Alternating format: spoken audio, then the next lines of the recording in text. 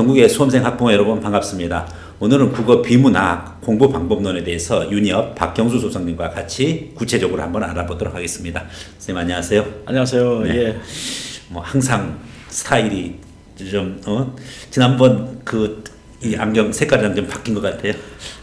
저 학생들이 안경을 자꾸 이제 바꾸는 게 어느 순간 이제 네네. 저의 트렌드가 돼가지고 어쩔 수 없어서 제가 안경 한 10개 정도 갖고 돌렸습니다.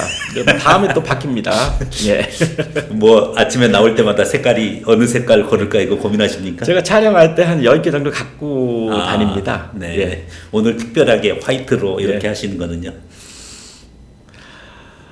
겨울이다 보니까 네, 눈도 네. 오고 네. 엊그저께 눈 왔죠. 예. 네, 네. 그러다 보니까 이제 색깔 하얀색을 예, 했습니다. 알겠습니다. 오늘 또 좀 하얗고 깔끔하게 예. 잘 정리해 주시면 고맙겠습니다.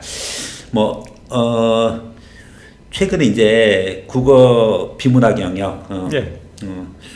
왜 이렇게 고난도로 출제되는 건지, 그 출제의 의도, 배경, 왜 교육부가 이렇게 하는 것인가요?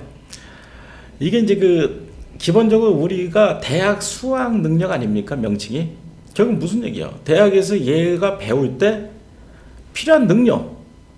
그럼 뭐가 제일 필요하냐 이거예요. 그 대학이라는 것은 주입식이 아니라 본인 스스로 공부하는 거기 때문에 어떤 사고력이 제일 중요합니다. 그렇기 때문에 이런 고난도 문제일수록 사고력 평가에 굉장히 중요하지 않을까. 그래서 이제 문제 좀 어렵게 내고 있다. 이렇게 이제 생각됩니다. 근데 좀 너무 심한 거죠. 네. 예. 네. 결국은 대학에서의 그야말로 수학 능력, 예. 공부할 수 있는 능력 예. 부분 것을 이제 평가하는데 다른 이제 탐구 과목들도 있고 영어 수학도 있는데 특히 이제 국어 비문학을 통해 가지고서 수학 능력의 그 유무를 보다 더 본질적으로 파악할 수 있다고 생각하시나요? 보통 이제 언어 쪽에서 우리가 이제 언어 쪽에서 그렇고 여러 가지 이제 분야가 있습니다. 문법이나 화작이나 아니면 문학 같은 경우 이런 것들은 제시문 자체가 기본적으로 본인이 공부한 것만큼 응용을 하면 돼. 근데 비문학 자체는 제시문 자체 내용이 안 봤던 것들이 무조건 나온다. 네. 그러니까 여러분들이 공부했던 거 그 외의 제시문이 반드시 나오는 거야. 그러면 지금 공부한 건 절대 안 나와. 그렇게 됐을 때 결국 또 다른 낯선 제시문 갖고 여러분들이 즉흥적으로 사고를 해야 되는 거야. 근데 그런 훈련을 하는 거죠. 네. 그리고 이제 조금 난이도가 어려울수록 거기에 부합하지 않을까. 그래서 이제 어렵게 되는 것 같습니다. 네. 어쨌든 공부를 해야 되는 경우는 이제 수험생들 입장이고 이제 그렇게 한다라고 하면은 선생님 수업을 특히 이제 들을 때 네. 예습과 복습 중에서 어디에 비중을 둬서 학생들이 준비를 해와야 되는 것인가요? 누구나 다 똑같은 얘기를 합니다. 비문학은 예습의 중요성, 예습이 가장 중요하다. 우리 이제 그러고 나서 이제 우리 이제 수험생들, 학부모들 마찬가지로 이제 고민을 해봅시다. 학생이 예습을 하면서 그러니까 단순히 내가 틀리고 맞고를 평가하는 게 아니야. 예습할 때는 어떻게 해야 돼? 이게 왜 정답인가?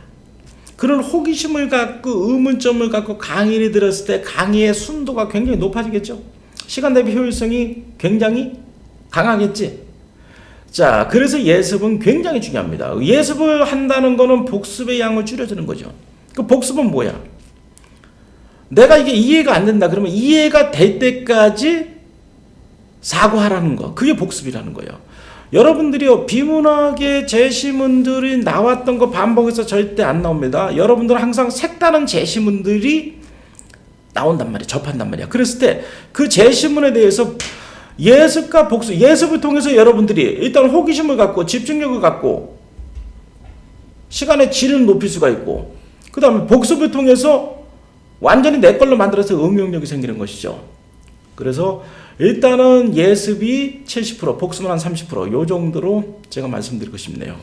일단은 학생들이 먼저 그 필요한 단원에 대해서 진도 예정 상황에 대해서 미리 어느 정도는 공부를 하고 와야지 그럼요. 수업을 따라갈 수 있다는 이야기가 되겠네요. 네.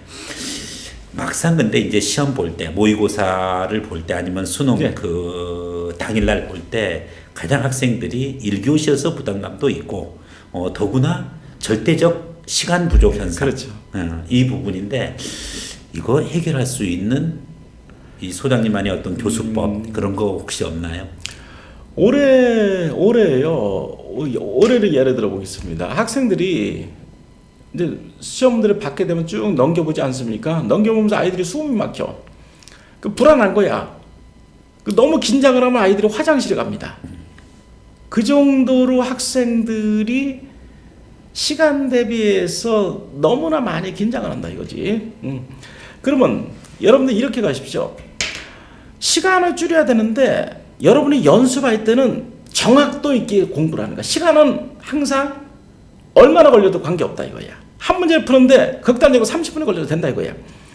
항상 정확도 위주로 공부를 하시기 바랍니다. 그렇게 하다 보면 시간이 어느 순간 줄어들어갈 수 있다. 그래서 비문학 독해가 시간이 부족하다. 자, 시간과 정확도가 정확성이 충돌한다. 정확성을 위주로 할 때 시간이 당연히 걸리죠. 그렇지만 여러분들이 공부할 때는 시간을 단축시키려고 처음부터 그러지 말고 정확도의 위주로 공부를 하십시오. 그렇게 됐을 때 시간은 저절로 축소가 된다. 자, 이렇게 말씀드리고 싶고, 그 다음에 앞에 하고도 좀 중복되는데, 그러니까 뭐를 해야 돼? 예습과 복습 열심히 해야 되는 거예요.